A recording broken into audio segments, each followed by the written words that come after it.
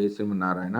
కన్యా రాశి వారికి సెప్టెంబర్ నెల ఫలితాలు. ముఖ్యంగా ముందుగా రవి ఫలితాలు. సెప్టెంబర్ 1 నుండి 16 వరకు రవి 12వ స్థానంలోను, సెప్టెంబర్ 17 నుంచి 30 వరకు 1వ స్థానంలోనూ సంచరిస్తూ ఉన్నాడు. జన్మరాశి నుంచి 12వ రాశిలో రవి సంచరించే కాలంలో ఇంట్లో గొడవలు, నిద్రలేమి, గాయాలు, అనారోగ్యం, ఊహించని రీతిలో కష్టాలు, దూర సంచారం, ఖర్చులు, వ్యర్థ ప్రయత్నాలు ఉంటాయి.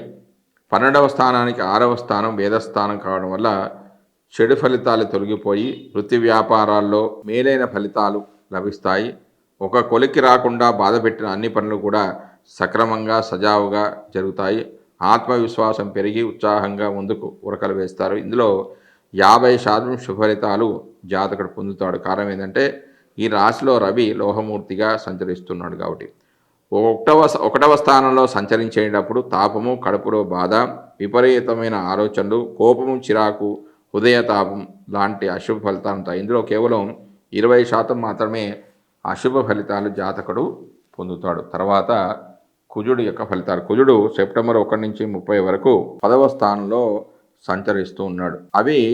ఆ ఫలితాలు ఈ విధంగా ఉన్నాయి. కార్యభంగము, విరోధము, శత్రు వృద్ధి, ఆరోగ్య లోపము, శ్రమ, కష్టాలు, కార్మిఫలత, దుర్బలత్వము, చెడు నడత లాంటివి ఉంటాయి. చతుర్థ స్థానాన్ని కూడా వీక్షించడం చేత ధనధాన్య వృద్ధి, బుద్ధిబలము, కార్యసదన, మాతృ సౌఖ్యము, కుటుంబ వృద్ధి, సంతోషము, బంధు సహకారము, కీర్తి, ధనలాభం, సుఖము, వస్తుప్రాప్తి, ప్రతి సౌఖ్యం కలుగుతాయి. ఇందులో 100% శుభఫలితాలు కలిగే అవకాశం ఉంది. ఎందుకంటే ఈ స్థానంలో కుజుడు రజతమూర్తిగా సంచరిస్తున్నాడు కాబట్టి. తర్వాత బుధుడు యొక్క ఫలితాలు.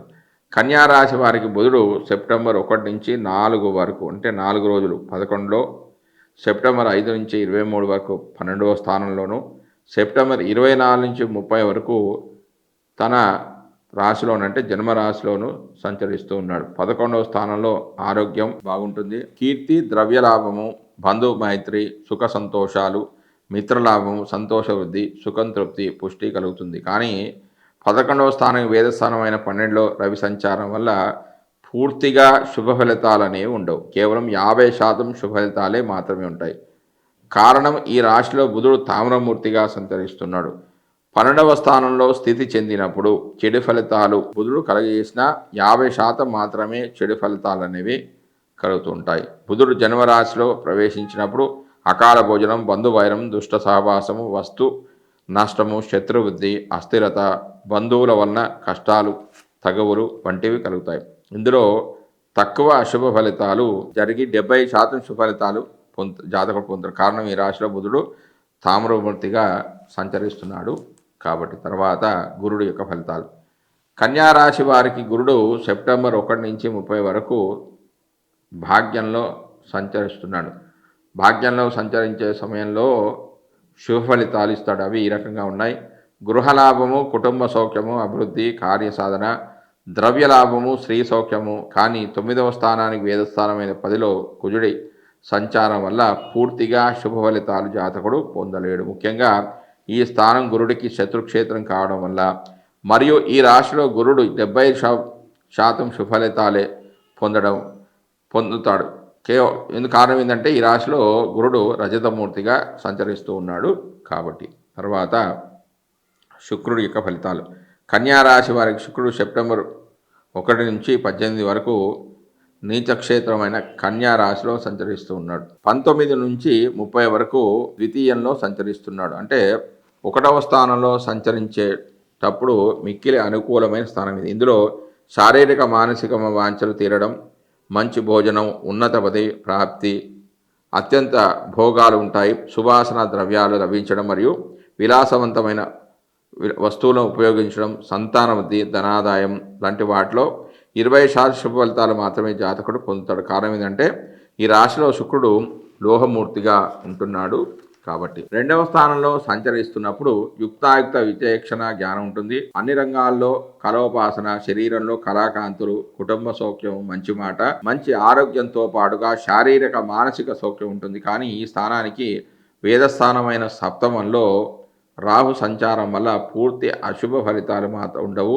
కేవలం 50% శుభ ఫలితాలే ఉంటాయి. దీనికి మరొక కారణం ఈ రాశిలో శుక్రుడు తామ్రమూర్తిగా సంచరిస్తూ ఉన్నాడు కాబట్టి. తర్వాత శని ఫలితాలు. కన్యారాశి వారికి శని సెప్టెంబర్ 1 నుంచి 30 వరకు 6వ స్థానంలో సంచరిస్తున్నాడు. జన్మరాశి నుంచి 6వ రాశిలో శని సంచరించే కాలంలో శుభ ఫలదాత అని చెప్పవచ్చు. అంటే సుఫలితాలు ఇస్తాడని చెప్పవచ్చు. నానావిధ ధనాదాయం ఉంటుంది, సుఖజీవనం, సుఖమయ జీవనం ఉంటుంది. శత్రువులు అణిగిమణిగి ఉంటారు, సౌకర్యాలన్నీ సమకూరుతాయి, బంధువుల సహకారం అనేది లభిస్తుంది. మేనమామకు మాత్రం అంత మంచిది కాదు, అన్నీ ఊహించిన విధంగానే జరుగుతాయి, ఆరోగ్యం అనేది బాగుంటుంది. సంఘంలో గౌరవ మర్యాదలు పెరుగుతాయి. కానీ 6వ స్థానానికి వేదస్థానమైన 9లో కుజుడి సంచారం వల్ల నేత్ర రోగము, పైత్యము, వివిధ రకాల ధన వ్యయము, మలబద్ధక రూపం వంటి అశుభ ఫలితాలు పొందుతారు. ఈ రాశి వారికి 70% శుభ ఫలితాలు పొందుతారు. కారణం ఏంటంటే ఈ రాశిలో శని తామ్రమూర్తిగా సంచరిస్తున్నాడు కాబట్టి. తర్వాత రాహు యొక్క ఫలితాలు. కన్యా రాశి వారికి రాహువు సెప్టెంబర్ 1 నుంచి 30 వరకు సప్తమంలో సంచరిస్తున్నాడు. వ్యతిరేక ఫలితాలు అనేవి ఇవ్వడం అనేది జరుగుతుంది. ఈ రాశిలో స్వల్ప అనుకూల ఫలితాలు కూడా ఇస్తాడు. వృధా ప్రయాణాలు, వ్యాధి, స్వల్ప ధనాదులు లభ్యమవుతాయి. స్వల్పంగా కుటుంబంలో కలహాలు ఏర్పడతాయి, అనాలోచిత చర్యలు కలుగుతాయి. ఇందులో 70% మాత్రమే చెడు ఫలితాలు జరిగే అవకాశం ఉంది. ఏంటంటే ఈ రాశిలో రాహు రజతమూర్తిగా సంచరిస్తున్నాడు కాబట్టి. తర్వాత కేతువు యొక్క ఫలితాలు. కన్యారాశి వారి కేతువు సెప్టెంబర్ 1 నుంచి 30 వరకు జన్మస్థానంలో సంచరిస్తున్నాడు.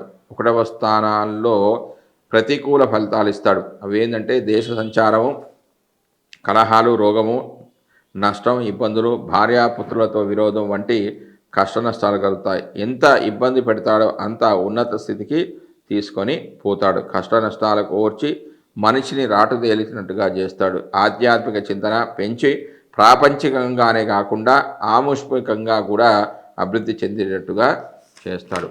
జై శ్రీమన్నారాయణ.